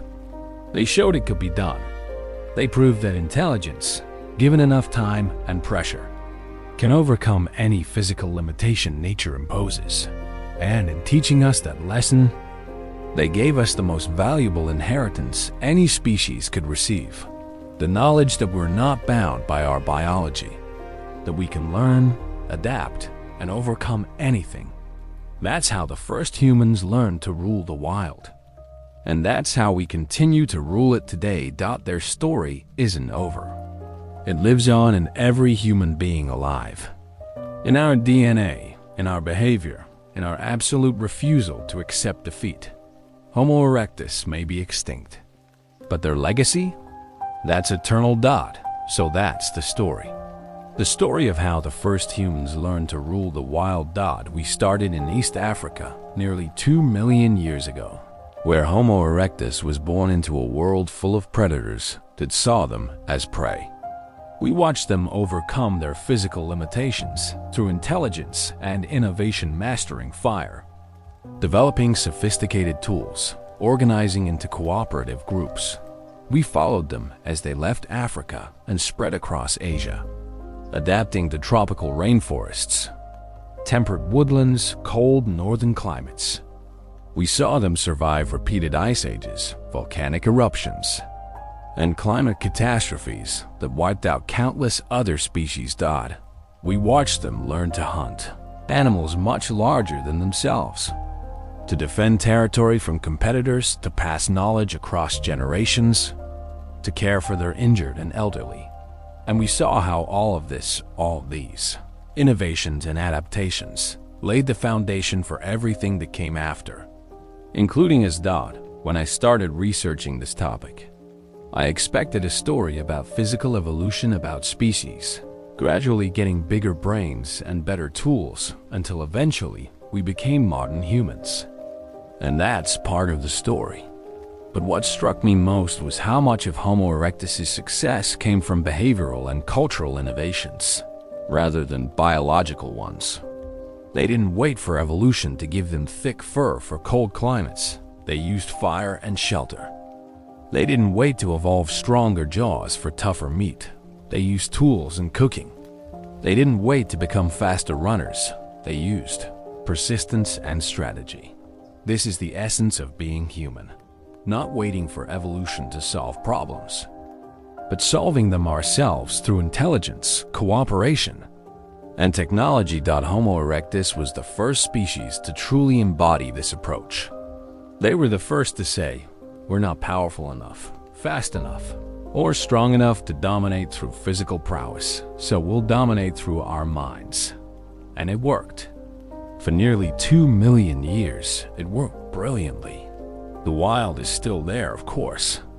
Nature is still powerful, still dangerous, still capable of humbling us. But the relationship changed. Humans went from being part of the food chain to standing outside it. From being at nature's mercy to having some measure of control over our fate. That transformation began with Homo erectus. Every achievement since agriculture, cities, civilization, technology, science, space exploration builds on what they started. There's something deeply inspiring about the Homo erectus story. They weren't given advantages. They weren't the strongest or fastest or most naturally equipped. But they refused to accept limitations.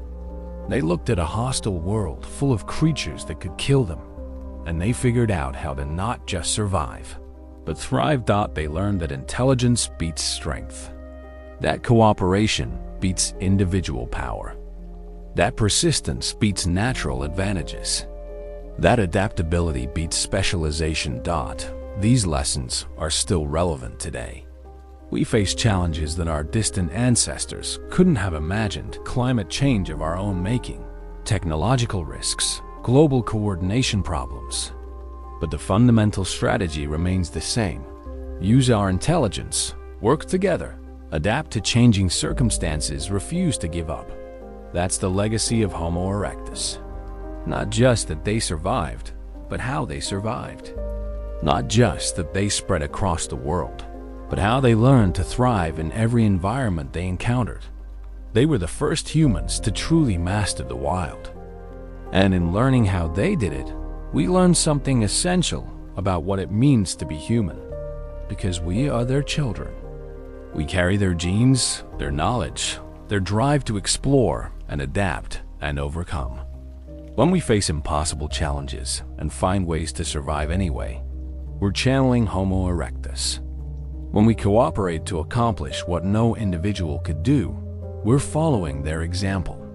When we refuse to accept the limitations nature placed on us and instead create our own solutions, we're honoring their legacy. Homo erectus learned to rule the wild nearly 2 million years ago, and they taught us how to do the same. That's their gift to us. That's why their story matters. And that's why, even though they're long gone, they remain one of the most important species in human history. They were the first humans who truly knew how to survive. And everything we are today began with them.